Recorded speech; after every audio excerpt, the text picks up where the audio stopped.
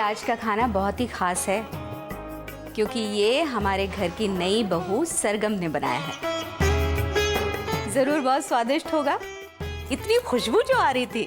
अरे वाह, मुझे तो पता ही नहीं था कि इतना स्वादिष्ट भोजन बन भी सकता है, होता भी है इस दुनिया में।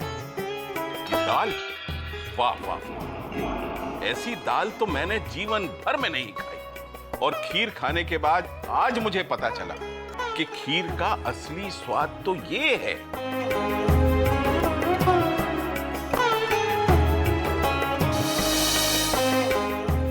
इस स्वादिष्ट भोजन के बाद मैं आप सबको एक और खुशखबरी देना चाहता हूं। अमन और सरगम की शादी का रिसेप्शन हम बहुत धूमधाम से मनाने जा रहे हैं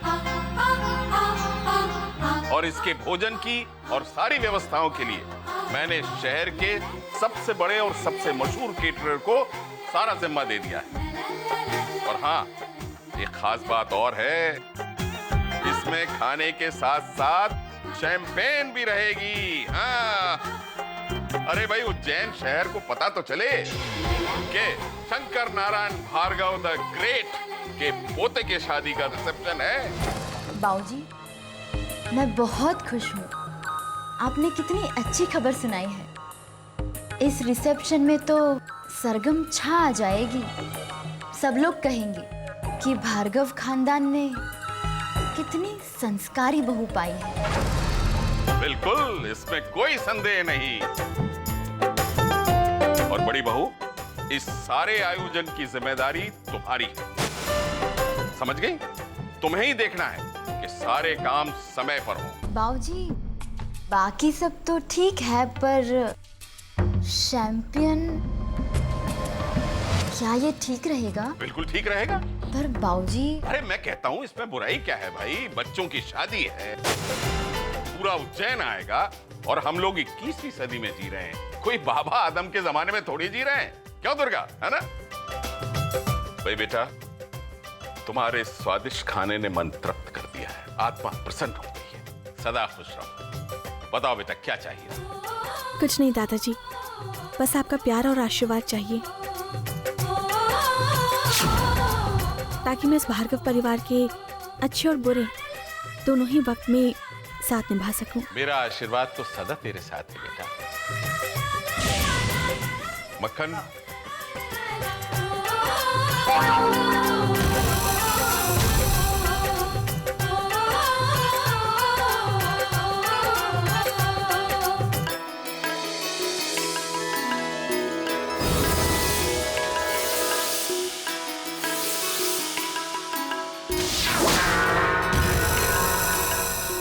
ये मेरी तरफ से एक छोटा सा उपहार।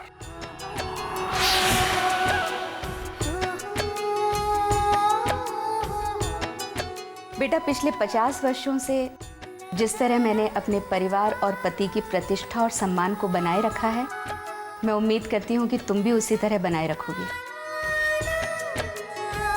ये लो, तुम्हारा तोहफा।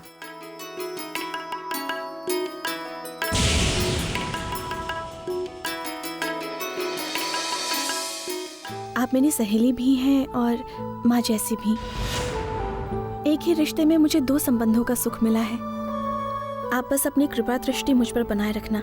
ये भी कोई कहने की बात है? खुश रहो सरगम।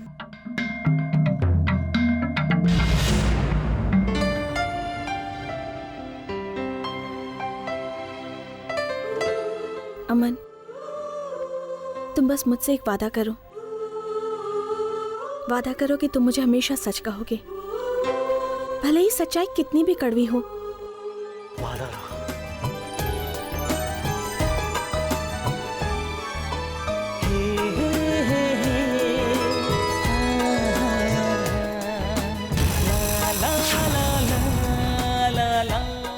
तुम्हारा गिफ्ट। अरे आजा। सरगम भाभी, स्विट्जरलैंड। भाभी साहब, सरगम लाड़ी बहुत होशियार है। आशीर्वाद के रूप में सबको अपने बस में कर लिया है। रुक्मणी, इसका जवाब मैं देता हूं। पूजा घर में मूर्ति, मीरा के घर श्याम। जिसकी जितनी चाकरी उतने उसके दाम। समझ गई? नहीं समझी? अपने सीधेपन के टोटके से इसने सबके दिल में जगह बना ली है। बहुत मुश्किल होगा ये साबित करना कि ये लड़की पैसों की भूखी है। हाँ हाँ, क्यों नहीं, जरूर जरूर। आप निश्चिंत रहिए, हम दोनों जरूर आएंगे। अच्छा जी, हाँ अच्छा।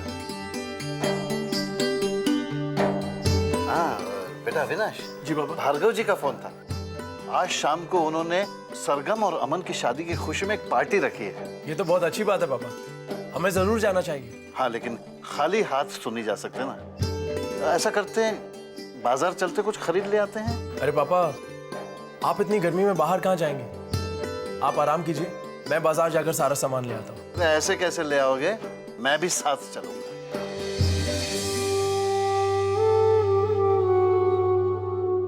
ले दे के एक ही तो बेटी है मेरी।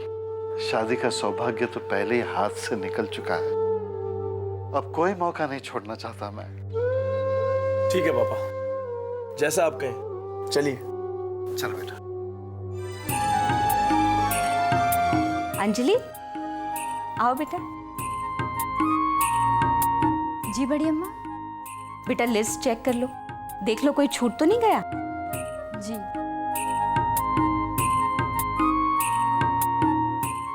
बड़ी अम्मा, हाँ, इसमें मिस्टर एंड मिसेस प्रसाद का नाम तो है ही नहीं। अरे बाप रे, देखो मेरे तो दिमाग से उतर गया। बेटा नाम लिख लो उनका। बड़ी अम्मा, इसमें एक और नाम भी नहीं है। अब कौन छूट गया? वेदांत। वेदांत? वेदांत ने इस शादी में जो योगदान दिया है उसे हम कैसे भूल सकते हैं। और ऊपर से वो और सरगम बचपन के दोस्त भी तो हैं। मुझे लगता है कि हमें वेदांत को इनवाइट करना चाहिए। अंजलि बिल्कुल ठीक कह रही है।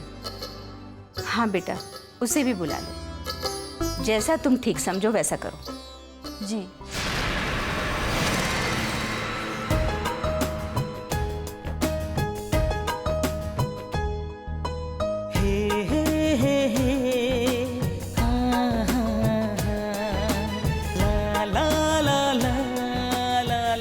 अमन, ऐसे क्या देख रहे हो? तुम्हें देख रहा हूँ। पता नहीं मेरी नजर बदल गई है या तुम और भी ज्यादा खूबसूरत हो गई हो। तुम भी ना। सरगम, मैं सच में बहुत किस्मत वाला हूँ जो मुझे तुम जैसी पत्नी मिली। नहीं, किस्मत वाली तो मैं हूँ कि मुझे तुम मिले हो। मेरे अतीत का तो मुझे पता नहीं, पर इतना दावे के साथ कह सकता हूँ कि जो मेरा आज है इससे अच्छा तो कुछ हो ही नहीं सकता। और शायद इसलिए मौत ने भी कुछ धड़कनें बचा के रखी थी।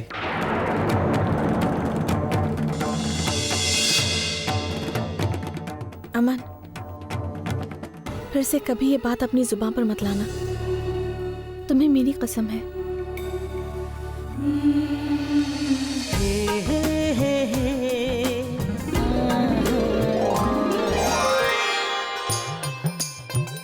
सरगम भाभी, दादी जी बुला रही हैं। हाँ, अभी आई। जल्दी आना।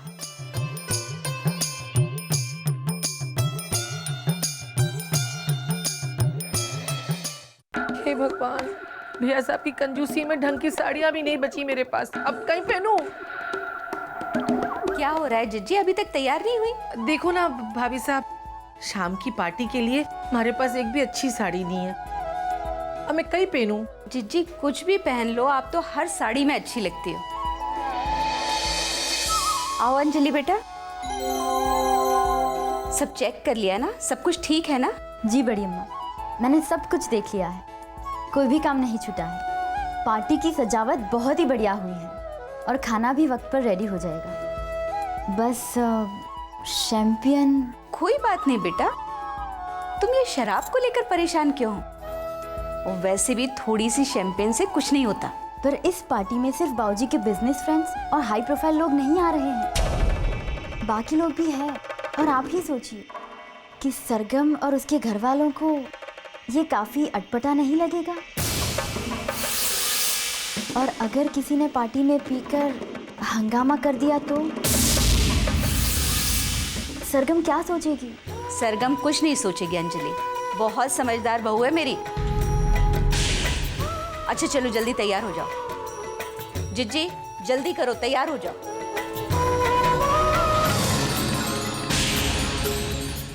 इधर बैठ। भिंडी कई अनाप शनाप बके जा रही है, और ये पीने पाने का कई लफड़ा मचा रखा है। बड़े स्टैंडर्ड लोगों के यहाँ पीना पाना पार्टी में आम बात होती है, पर तू ये सब कैसे जानेगी? जानती हूँ सासू माँ, मैं सब जानती हूँ, लेकिन आप भी एक बात जान लीजिए कि संस्कारों को धोने के लिए शैंपियन ही तो चाहिए। और ये बात बार बार बोलकर मैं बड़ी अम्मा और बाऊजी का ध्यान शैंपियन पर लाना चाहती हूँ। और आप देखती जाइए कि इस पार्टी में मैं सरगम के संस्कारों की धज्जियां कैसे उड़ाती हूँ।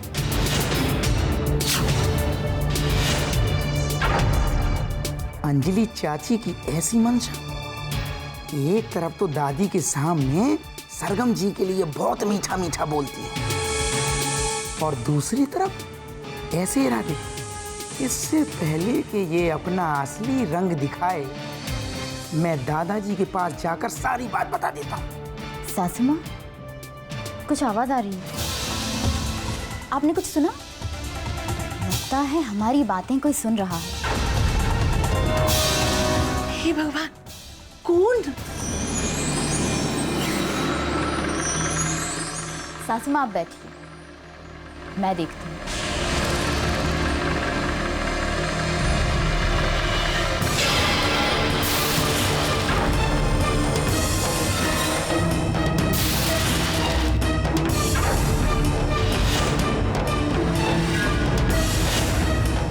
मक्खन, तुम यहाँ क्या कर रहे हो? बाहर जाके देखो कितना काम है। कुछ नहीं, मैं बस दादाजी के पास जा रहा था, तो आप चलिए, मैं आता हूँ। ठीक है जाओ।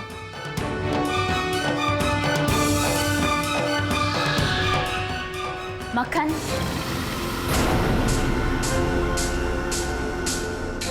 मक्खन नीचे आओ।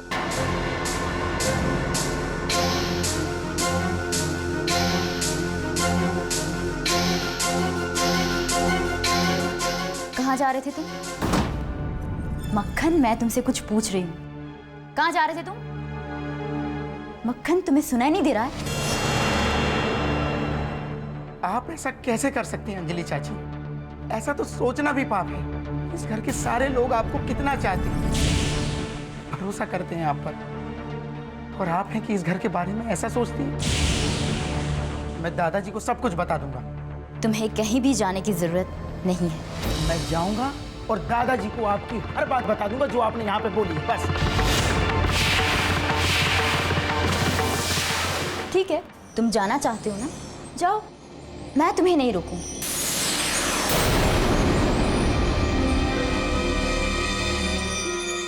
तुम्हारी जानकारी के लिए मैं तुम्हें सिर्फ इतना बता देती हूँ कि बाऊजी को ऑलरेडी 2 हार्ट अटैक्स तो आ चुके हैं, और अगर उन्हें पता चलेगा कि उनकी प्रिय बहू, जिसे वो इतना प्यार करते हैं, जिस पर इतना भरोसा करते हैं, जो बड़ी बड़ी जिम्मेदारियां बखूबी निभाती है, वही बहू उनकी पीठ पीछे इतना बड़ा षड्यंत्र रच रही है, तब क्या होगा? उन पर क्या बीतेगी? शायद उन्हें तीसरा और आखिरी अटैक भी आ सकता है। उस वजह से उनकी मौत भी हो सकती है, और उनकी मौत का जिम्मेदार कौन होगा? मैं? नो नो नो, तुम।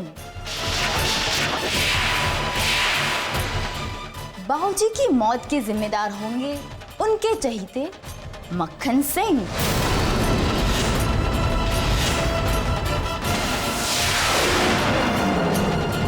मक्खन सिंह, क्या हुआ? क्या सोच रहे हो? तुम्हें बाबूजी के पास जाना था ना? जाओ जाओ जाओ, वो आपका इंतजार कर रहे हैं। अरे जाओ, जाकर उनको सब कुछ बता दो।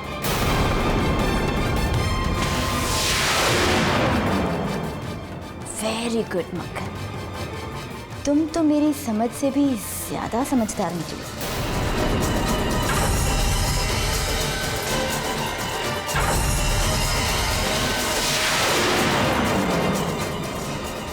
ये आपने अच्छा नहीं किया चाची। दादाजी के प्यार और विश्वास को जो चोट पहुंचाई है आपने, उसके लिए ऊपर वाला आपको कभी माफ नहीं करेगा, कभी नहीं। और हाँ, मैं भी आपके इस षड्यंत्र को कभी कामयाब नहीं होने दूंगा, कभी नहीं। मुझे पूरा यकीन है सरगम कि जिंदगी के हर पल में तुम मेरा साथ निभाओगी। अमन, तुम चिंता क्यों करते हो? हमने 7 फेरों के साथ 7 वचन भी लिए हैं। मैं मुश्किल से मुश्किल घड़ी में तुम्हारे साथ ही रहूंगी। बिल्कुल ठीक कह रही हो सरगम बेटा। जीवन साथी का साथ क्या होता है ये मैं अच्छी तरीके से जानती हूँ। इतने बरस हो गए हमारी शादी को, शायद ही कोई पल ऐसा बीता हो जब मुझे तुम्हारे दादाजी की जरूरत महसूस पड़ी हो और दादाजी साथ में ना खड़े हों। लो, मैं तो तुम लोगों को भाषण देने लगी और ये भूल ही गई कि मैं किस काम के लिए आई थी। हाँ बेटा, तुम लोग को माता के मंदिर जाके दर्शन करने हैं। शादी की पहली रात के बाद सुबह दूल्हा दुल्हन को माता के मंदिर जाके दर्शन करने होते हैं। उनकी पूजा अर्चना करनी होती है, आशीर्वाद लेना होता है।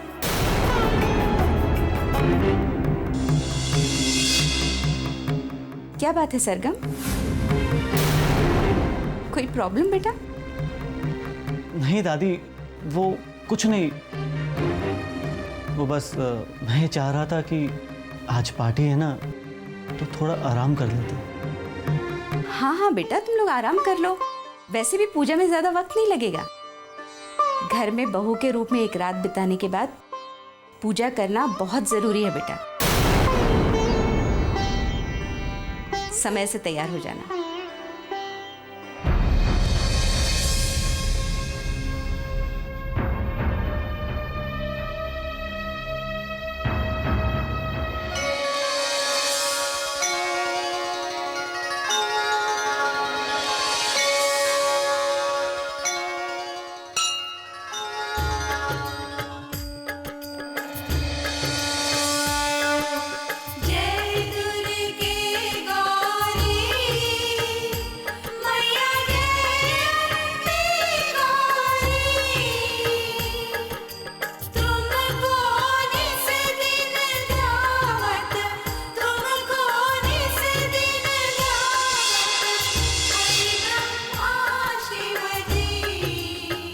भार्गव साहब, सचमुच में आपके घर तो लक्ष्मी आ गई है। पंडित जी, ये तो देवी माँ का आशीर्वाद है और कुछ मेरे कर्मों का फल है जो ऐसी सुसंस्कृत बहू मिली। अमन बेटा, हम सबको तुम्हारी पसंद पे नाज है। अगर मैं खुद भी तुम्हारे लिए बहू ढूंढने निकलती ना, तो सरगम से अच्छी बहू नहीं ढूंढ पाती। भगवान तुम दोनों की जोड़ी को सलामत रखे। कमाल की चिड़िया हैं, आते ही पर फैलानी शुरू कर दी। सबको ही अपनी अच्छाई के जाल में फंसा रही है। जल्दी ही अगर मैंने इसके पर नहीं कतरे तो मेरी तो सत्ता ही हिल जाएगी, और ये मैं कभी बर्दाश्त नहीं कर सकती। बस मुझे सिर्फ आज शाम तक का इंतजार और करना है। इसके बाद तो